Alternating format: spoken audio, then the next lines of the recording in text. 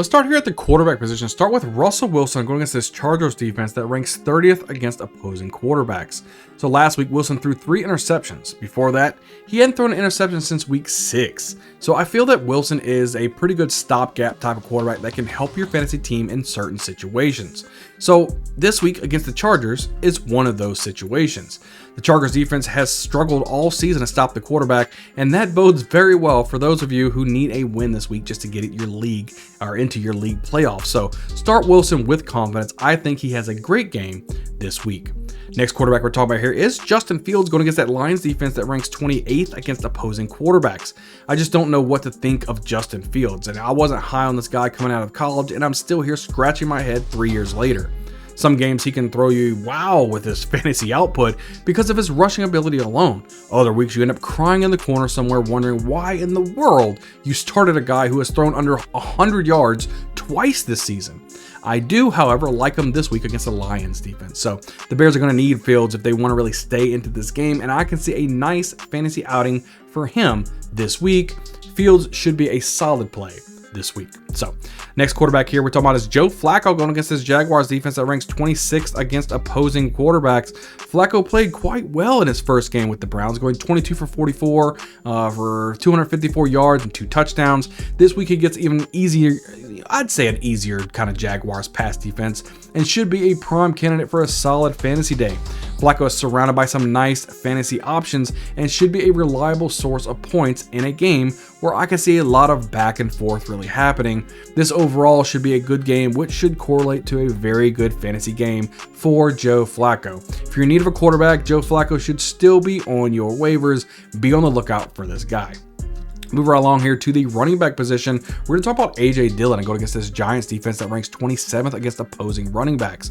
With Aaron Jones dealing with an MCL sprain, A.J. Dillon is still the man in this backfield and has played really quite well as the starter thus far this season.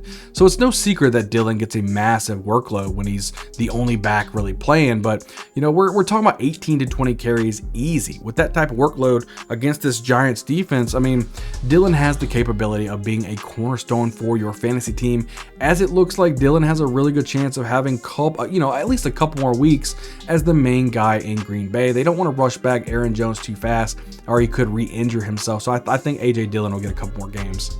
Next quarterback here, or next running back we hear, I should say, is Alexander Madison going against the Raiders defense that ranks 26 against opposing running backs. All right, here comes the puke stain pick right here. One of the biggest letdowns for me by far this season. I was expecting so much from Madison coming into the season. On most weeks, you can see Madison with a healthy workload.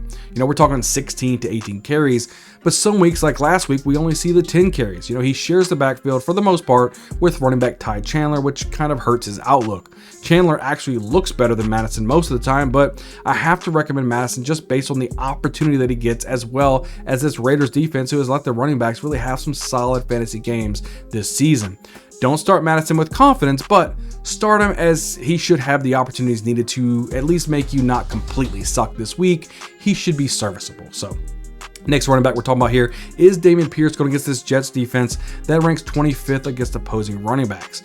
Puke stain number 2 coming right on up. Damen Pierce seems to have taken the reins back on this backfield after Devin Singletary really lit it up during Pierce's absence. In Pierce's first game back from injury, we saw Singletary really still leading the way, but in game 2 last week of him being back from injury, we really saw Pierce have a team-high 15 rushing attempts for 41 yards and a touchdown. Now he gets a Jets team whom, you know, the Texans should beat, which puts Pierce in a positive game script. So Pierce should see, 15 plus carries yet again on his way to another solid fantasy outing. Wipe those puke stains from the corners of your mouth and just start Pierce this week. Now let's go over here to the wide receiver position. Talk about Brandon Cooks going against that Philadelphia Eagles defense that ranks 32nd against opposing wide receivers. Y'all, this is going to be a great game for Brandon Cooks. I mean, he hasn't really gotten a lot of targets this season, but when he's targeted, he's making the most of it. Cooks has a very safe floor, in my opinion, and against this Eagles defense, I believe the Cowboys offense is just good enough to put up a lot of points and could beat the secondary deep. So the Cowboys are, they're a pass first type of offense. I can see quite a few deep shots being had here, which makes Cooks really a prime candidate for a big day. I really like Cooks this week. Taking on the Cedric Tillman now as my next wide receiver going against this Jaguars defense ranks 25th against opposing wide receivers. Tillman played a team high 93% snap count last week. Tillman is starting to see the field a ton over the last 4 weeks, and this week he could finally see the Jaguars give Tillman the kind of game that he's been waiting for. So Tillman saw 6 targets from new quarterback Joe Flacco, which bodes well for his fantasy future here in Cleveland for the rest of the season. Since the Browns are in the playoff picture, he may elect to keep Flacco at quarterback, and if that's the case, Tillman could really be a huge sleeper headed into the fantasy playoffs. Start Tillman with this week, as I can see a career game really coming for this guy. Last wide receiver we talk about this week is Alec Pierce taking on this Bengals defense that ranks 21st against opposing wide receivers. Pierce finally had his first 100-yard receiving game of his career last week. Even though 91 of those 100 came on 2 plays, he still had 100 yards. So given the Bengals' struggles on defense, you could start someone way worse than Pierce this week. Strike while the coals are hot and just take a chance on Pierce having another solid game for you this week. He may not get you 100 yards, but for Pierce, looks like he likes those boom plays. The Bengals are prone of giving up those exact plays. So Pierce, put him in your flex. He may surprise you this week. Now let's go over the tight end position. Talking about Isaiah Likeley going against this Rams defense that ranks 29th against opposing tight ends.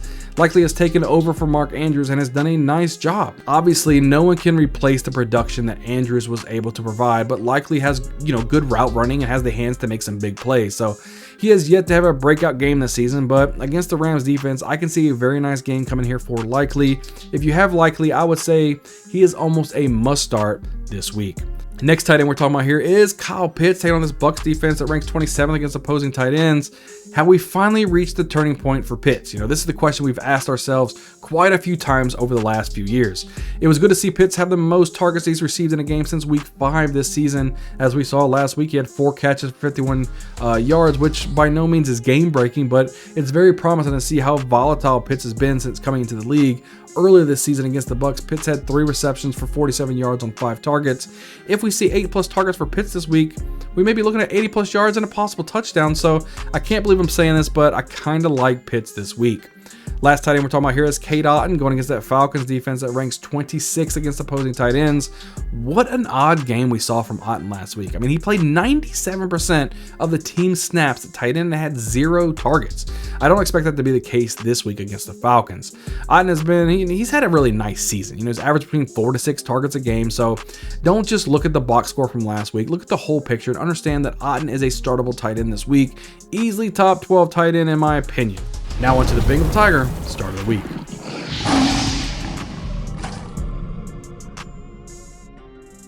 The Bengal Tiger start of the week is tight end Gerald Everett. Everett is going against a Broncos defense who would allow your grandmother to have a good fantasy day. So I love targeting a tight end against this doo-doo stain of a defense any day. The Broncos have no clue how to properly guard the tight end position, and we need to take advantage of that. So I absolutely love Everett this week, as he should have plenty of targets to easily make him my Bengal Tiger start of the week.